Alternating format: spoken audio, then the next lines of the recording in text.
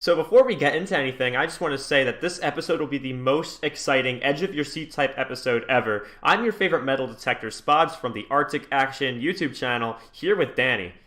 Hey, it's Captain Jesus here, the water ocean of wetness himself. We're gonna be breaking down episode 3 of Minecraft UHC or Minecraft UHC. Yes, Mindcrack plays Minecraft. And when I'm staircasing in Minecraft, sometimes I find my own cave and I say, "Ooh, what have I found?" Well, it's not my own house, it's Pat Nat. Hi, hey fellas, I'm Pat Nat, guy from Kick Core and other things. It's that guy. Is that guy? You know him. With speaking of that guy, we're gonna just jump right into that jump team. right into That team, which is GOB2. We start in a staircase. Sequel. Yes, And the Knuckles. sequel to GOB2 with Knuckles. This is where the joke comes in. This episode will be the most exciting. We haven't even had a second of this episode yet, and Chad is looking forward to this one. A bold prediction, but I can't say it's the wrong one. A lot happens in this episode for all these teams. Yes, so we start out with Breon armoring his teammates. He's the one taking charge with the gear because up to this point this team's been undergeared. But this episode just might change that because Good finds a small ravine. Even though it is a small ravine, it does give him a bit of gold, Danny. Yeah, it takes about 8 minutes from to find that ravine here, but even before that, their communication's better. They're starting to look like a team here, and yeah, they find 8 gold in this episode. They're full iron here with tools and weapons. They've got the first lava bucket, I believe, time wise, and of course they have great manners as a team. Yes, this is a very proper team with Chad saying, "You're welcome." I don't know why, but that got both of our attentions. Um, So, what was the situation? They were close to an enchantment table before? No, Yeah, actually, no. They had the books, right? But yes, so I Good believe. Oh was yeah, it was Lapis. They were yeah. missing Lapis here. This was the So team that was missing. Good was trying to But find a zombie in a cave, and he tunnels to the cave, which is big, and that's where he finds 5 diamonds. That is the perfect amount for an enchantment table. yeah, absolutely, really clutch here. They found that it's kind of early here in the episode. Uh, but this episode, it's a bit of a mixed one for Purple Team here. You see, they get some luck here. Obviously, they get the diamonds. That's huge. That's going to help them moving forward. But it takes until about the 11-minute mark for even the full team to get full iron. And being as it's episode 3 here, you kind of expect them to already have that. Their cave navigation, especially Chad's, is lacking Oh throughout yeah, the definitely. episode. The ravines that they're in are pretty risky. They avoid damage. I believe, well, at least for the most part. I think 2 people take half a heart. And might But I I add, mean, I'm sorry. the question is, do they ever leave that ravine? No, they're playing this very slowly. Very slowly. So Good notices that this team is lapisless. So he goes to Chad and he just says, "Find some lapis." And Chad responds with, "That's my favorite job." Now, Pat, what is your favorite job to be given in a UHC? Because I know you have a lot Oh of my. experience. Well, my favorite job is to do all the smelting because Ah, that is the least chance that I will die, and also I can do that quickly without anyone getting mad at me. because you can only go as fast as the furnaces. I can only go as fast as the furnaces. We're not a cut clean family here. Not This is not a cut clean friendly Not a channel. cut clean family. And also you get experience from furnaces. Yeah, one Yeah, thing, I get one to thing pick you the don't course. get experience Always a from chance. here. You don't get experience from wasting your arrows on mobs, especially when you don't collect the XP after killing them. And that's what Purple Team does here. Yeah, Uh, I for some reason have this gripe when teams use the bow against PvE, like against mobs, because you're damaging the bow and you're also not getting you're subtracting from your arrow count. But that's just me. I Now, mean, it's pretty would you say smart, I that guess. like the need to not use bows against PvE was more important in prior versions when there weren't things like shields and stuff like that? Because it seems like most PvE are like more oriented towards like hand-to-hand combat in the newer versions, right?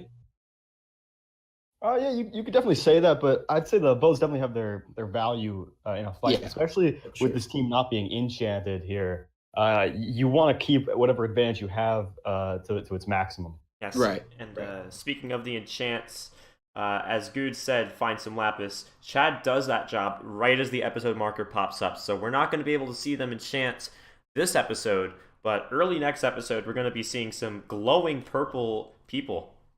Yeah, Wow. Glowing purple team, am I right? Yeah, glowing purple team, great. Now wait, so they're officially the slowest to get enchants then, right? Does every other team have enchants? I'm pretty sure at the end of this episode, every other team has enchant. Right? Because Team Classic's got enchants. I'm not sure. I know Green team does, Orange team does, Classic. Triangle does not. Triangle does not. Oh, Triangle, yeah. I don't think Triangle. One last note about this team, though. They have a very, very large problem here. I believe it's towards the middle of the episode. They have a problematic phone call. It disrupts the team. Getting a phone call in a UHC, it might be the worst thing that could happen. It is. Yeah, it is so demoralizing. You get the phone call, and like it's from your mom or something. You're like, oh, I'm not doing something right. I need to play faster. So speaking of playing faster, that's exactly what Green Team is doing this episode. Obviously, they found the mine shaft in the last episode, and they're going to be exploring that. Why don't you take us through the exploration here? Yeah. So, I'm sorry. Was that me? Yeah, it was okay. You, so they start in the mine shafts, and we got a problematic phone call. Imagine getting a phone call. I wonder if that was set up. No. Hello? Oh no, sorry, Mom. I'm talking to my friends. They're more important. Yes, as everything. How do you handle a okay, bye. Oh my god. Right, we're on the Green Team, damn it. We're on the Green Team. I guess I will take us through here. Green Team. Okay, fine. They go through the mine shafts. Obviously, they get their string. There's one string I believe that Pat Nat says not to break, which will come into play later. Pack. What did I say? Pack rat. He sees some string and he's holding back a bunch of zombies that could prove to be a deadly force because there are like 3 zombies above that string, and the string is keeping the zombies in place. So Pack Rat says, "Don't break that cobweb." So no one does. And speaking of cobwebs, except no. Nebris sees a cave spider spawner. I don't think Jay Sano broke that string because later in the episode, someone else does. Was that Jay Sano? Jay Sano does not. No. He said he broke it, and then Pack's like, "Oh no, it's fine." Pack's like, "No, that's the wrong one." All right, fine. I'll shut up. Yeah, you should. Oh no! They get a power 3 bow by the end of the episode here. Yeah, that's jumping around something a bit. Very, very, very important. Spods, why don't you take us through that?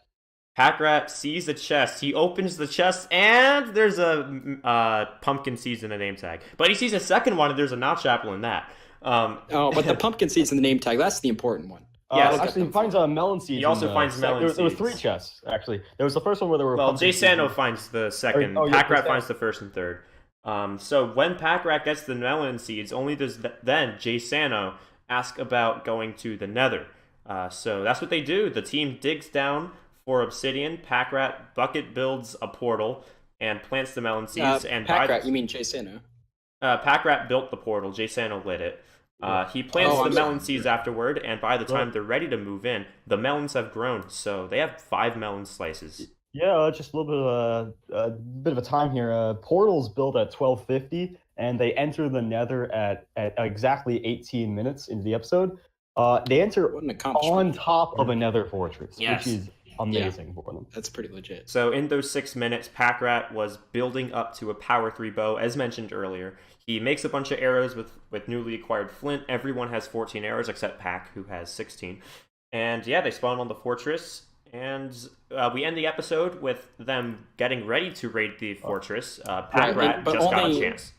Only Nebris and Jay Sano are the ones. They're the only ones that are actually in the Nether, right? Well, that's because Pack Rat was enchanting. Yeah, Pack Rat was enchanting. Yeah, I think we touched on all the positives for this team, but negatives. Jay Sano fights a cave spider. Oh, yeah. He takes 4.5 hearts of damage. Yeah.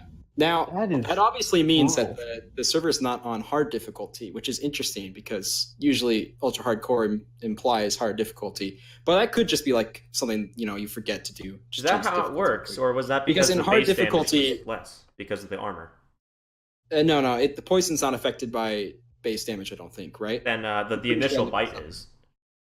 Is it? Okay, maybe I'm Yeah, wrong. the initial I thought it was bite. a The poison set has amount. the time ticker. Okay, never mind. I think getting bit by I mean, a it could cave be on spider- normal. I could be wrong, but I believe getting bit by a cave spider is the same as like getting like barely touched by a splash potion of poison, where you don't take the full duration of it, you take a partial. I think you're wrong. I could be wrong. I might be wrong. Yeah. Speaking of wrong, this team is Just really to wrong. quickly clarify. all right, never mind. On the cave spider wiki, it says that on hard mode it does a set 5 hearts of poison damage. Okay. So then this is normal mode. Well, he takes 4.5. on normal though it does 2 hearts, so he must have got hit twice. He gets hit twice then. Right. Yeah. Okay. Yeah. So this team wishes they were playing on easy mode though. Triangle team. This is a very triangular episode for them because it is episode number 3. And we start with Arcus.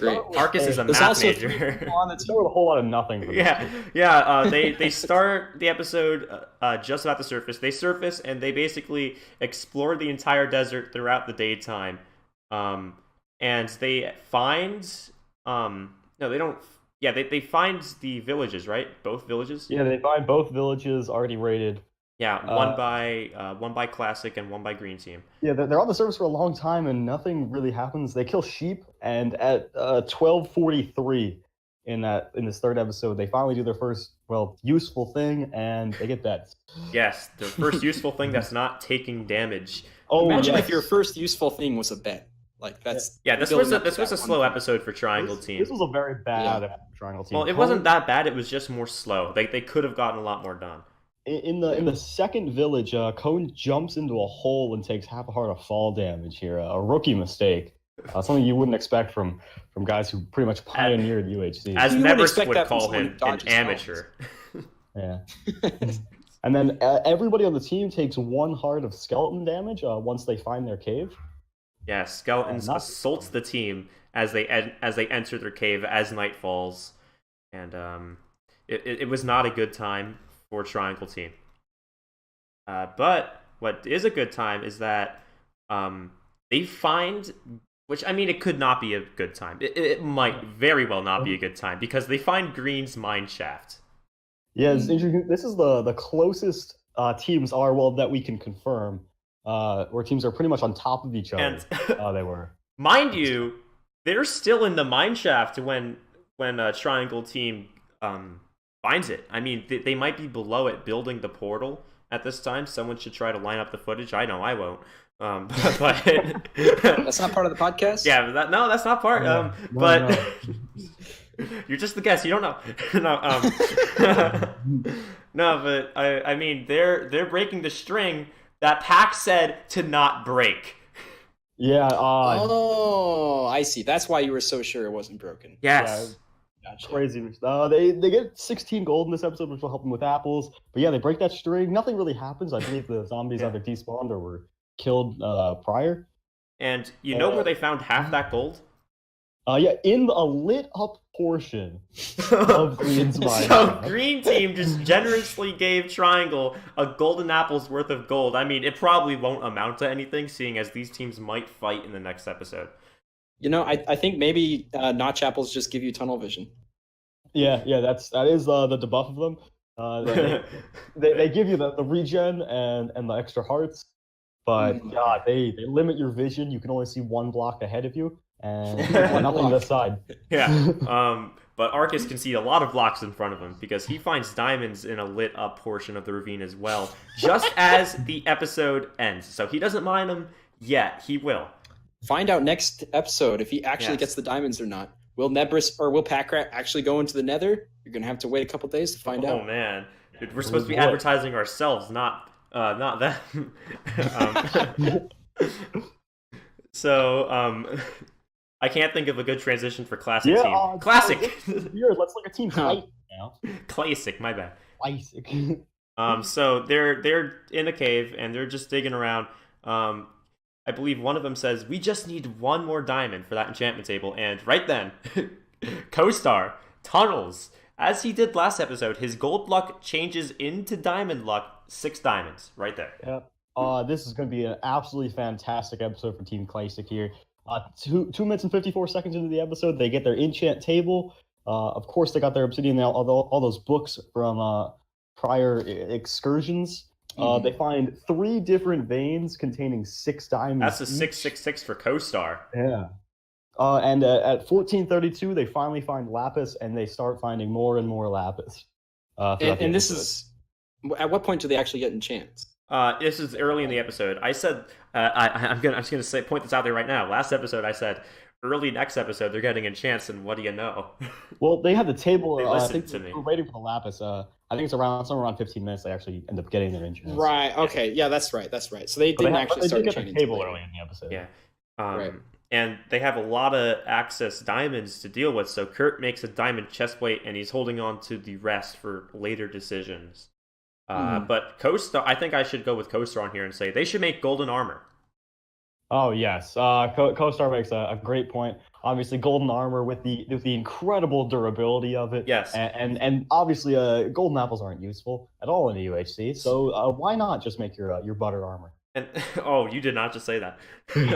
So we have that's basically it for Classic team. Like they've just been kind of mining around. At one point in the episode, they just go about like 2.5 minutes without talking.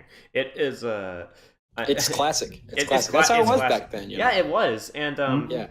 I think it's very appropriate. I mean, you guys probably already talked about this in previous episodes, but I just think it's so appropriate to have like that 3 on a team. Like that just seems like a perfect team to me. No, this is the first time we're bringing up the roster because of the name. So how about you take us through it? Take us through what? Why it's named Classic. I mean, like why is it they're 3 very classic Minecraft YouTubers.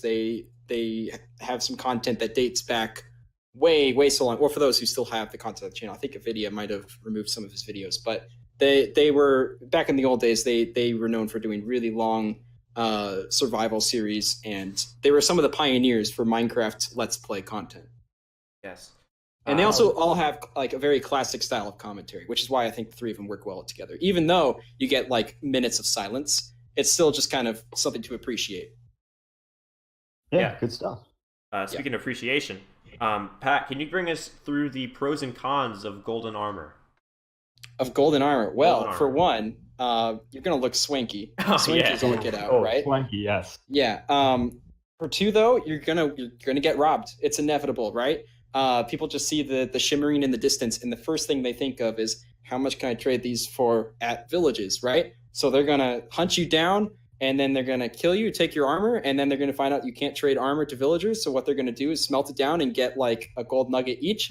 And hey, that's like, they're now halfway done with making a gold ingot. So that is that's the cons about golden armor. Other than that, it's all a great idea. Nothing else wrong. The enchantability of it's amazing. It's great. Great. You can enchant those things all you want. No, it actually is though. You get a lot of stuff out of enchanting gold armor. As opposed to other if you enchant a gold tool or gold armor, it gives you a lot more. Oh, interesting. I never even knew that. It's almost like I never make gold gear. You claim to be a Minecraft expert. Speaking of Minecraft experts, though, let's move on to Orange. Oh, damn. So I know Pat watched this perspective at least twice, so why don't you take us through this one? 1.5. Well, team, I admittedly I wasn't taking down like timestamps and stuff like that. Like it's all right. We have the numbers. So my timeline might be a little bit rough, right? But Orange team, which I believe it was the last Iron team, right? They at the start of the episode. 1 minute and 24 seconds in, they get full iron, and at 14:41, they get their anvil. Right. Okay. So yeah, they just get full iron, but don't let that make you think that they aren't doing good, because they're already well on their way with enchants. In addition to just mass amounts of gold, I believe, and maybe not mass amounts, but they're finding a decent amount of gold, specifically in this episode. Right? They found at least like 4 outlets, I think, and then even diamonds they've had great luck with so far. With B find them in the first episode, and then even more in this episode. The health-wise, as I said, they've been doing excellent. I believe the only damage they took in this episode, in fact, was Dire Dwarf, who took a half a heart when fighting the skeleton. Other than that, though, they definitely have the most impressive health and are a strong candidate for the winning team at the moment, if you ask me. And then if they also have some swanky new tools, like the Diamond Axe, which has now been enchanted Sharpness 1. I feel bad because I don't know the timestamp, so I right. feel free to intervene when you need to. Yeah. I mean, they got that diamond axe. They have 2 diamond swords. They got 8 diamonds in this episode. They each have a golden apple. So they're looking really good as a team here. Yes. Real good. Looking real good. The only thing they don't have a lot of is bows. I think Beef is the only one who has a bow because of one that dropped from a skeleton. And then I think they also have limited arrows, which Beef is very generously giving back to the skeletons anyway. So, when you compare them to like the other power team or the other obvious power team, which would be like Green Team, you could argue that they at least have a shot. And their future still looks optimistic, more optimistic than some of the other teams. Yeah. One thing I see with this team, just real quick, a few like small mistakes. For instance, Beef goes and attacks a creeper, I believe, without his shield out at all. Oh yeah, it's in his inventory and he loses it. And also, where's my shield? I believe it's Seth. To this day, he's still not sure where that. Oh yeah, he's still not looking sure. for it. But I also believe it's Seth Bling mines 2 veins of red, or not 2 veins, but 2 pieces of redstone with a stone pickaxe. God. He also mined coal from a distance above lava. So like he got no XP from that, no coal from that. He got no redstone, no XP. I mean, what is this guy doing? When Seth Bling sees redstone, he gets tunnel vision, right? Yeah. For some people, it's like the notch apple. Notch apples. For Seth Bling, it's redstone. He just sees it and he wants it. That's all he wants. Apparently, he wants coal also. He just wants it to fall in the lava first before he hates coal. He hates coal. Yeah. This seems the theme for Orange Team this episode is they basically just mine enough stuff to do it. Like they had to grind out an anvil for the first half of this episode. Whenever they needed something like gold, as soon as they complained about it. Yeah, very luckily Dyer was able to mine it for them, but only after they realized that they needed it. So they have the luxuries right now, but bare bones luxury, if that means anything.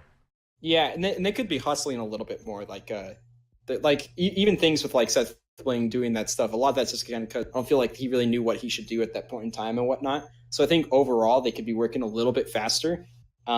Because I feel like Green Team is working relatively fast. They're taking a lot of damage doing so, but they're, when you got Nebris on your team, there's naturally going to be a level of efficiency that you might not find on other teams. And when we're comparing teams like this, it's time we transition into overall thoughts. This is when we are done talking about a specific team, and we're saying, all right, so who's doing good and who's not, and we're going to give one word for each perspective.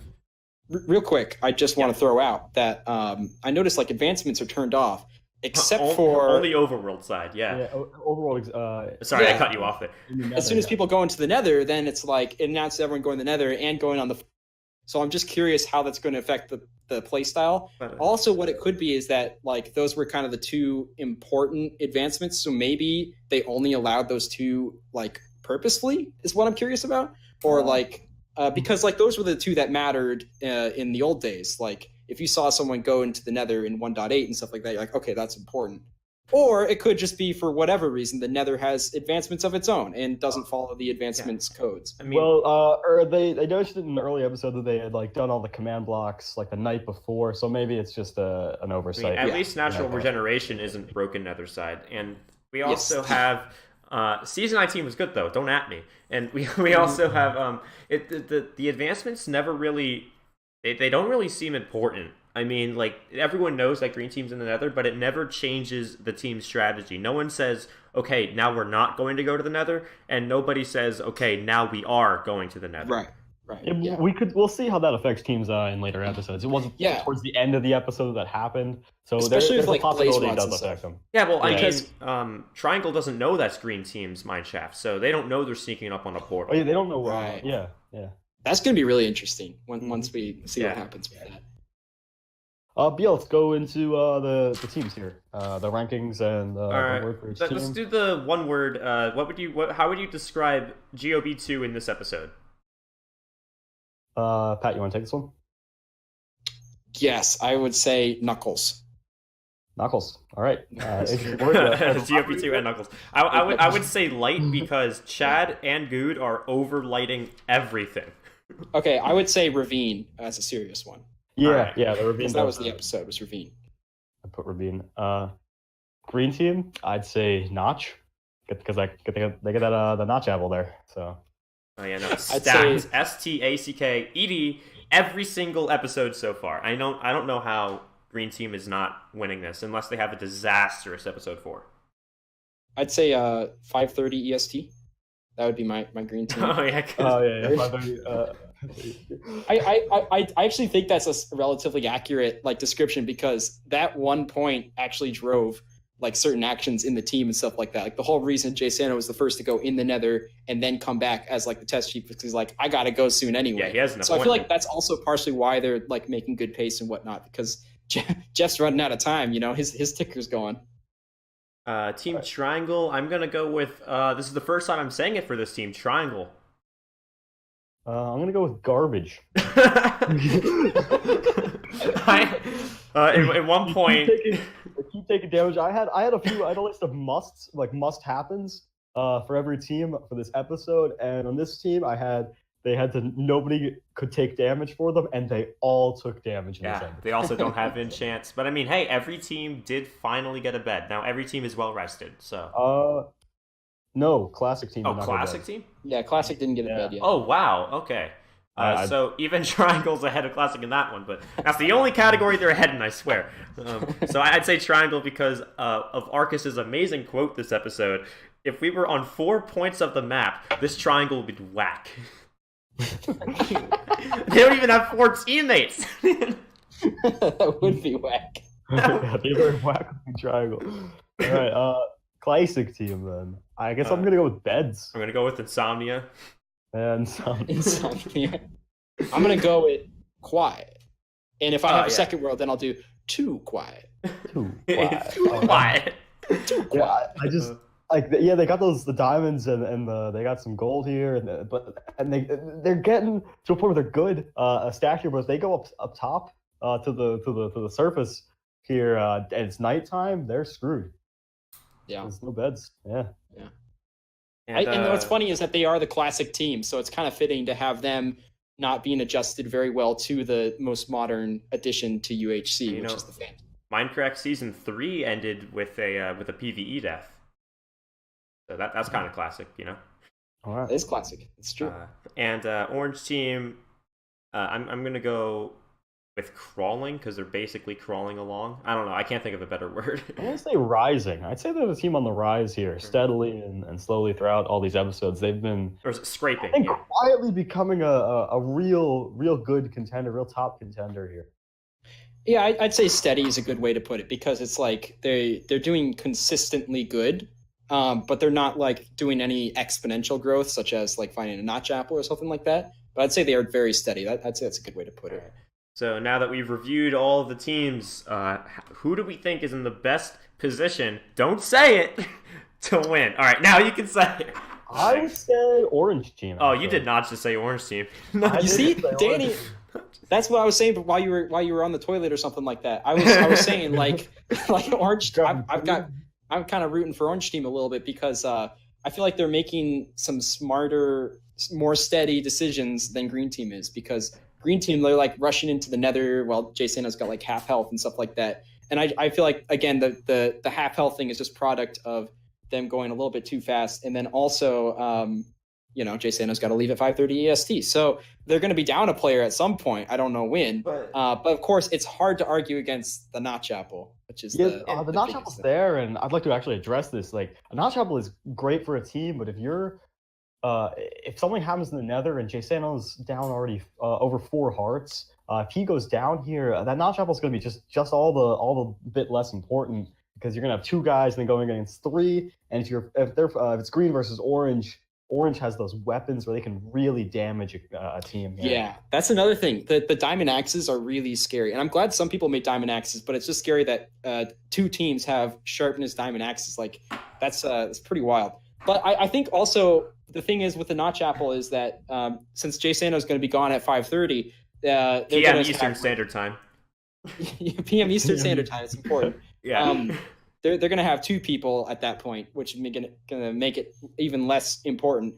But at the same time, with 1 Notch Apple and a couple golden apples, you can be practically unstoppable because while you still have the timer of absorption, you just start chugging down more regular golden apples, and it keeps giving you tons of absorption hearts. And whether or not they'll know that, I'm not entirely sure, because I know that Minecraft UHC isn't exactly on these guys' minds as of late, but we'll see. And yeah, Green also has that power 3 bow. So yeah, you guys can cheer for the underdog all you want. I am cheering for the underdog too, because Green team has been in the lead for so long that it's like they kind of have to win now. But here's the thing: you can't argue against Nebras's sharpness 3 diamond sword, Packrat's power 3 bow, Packrat's notch apple.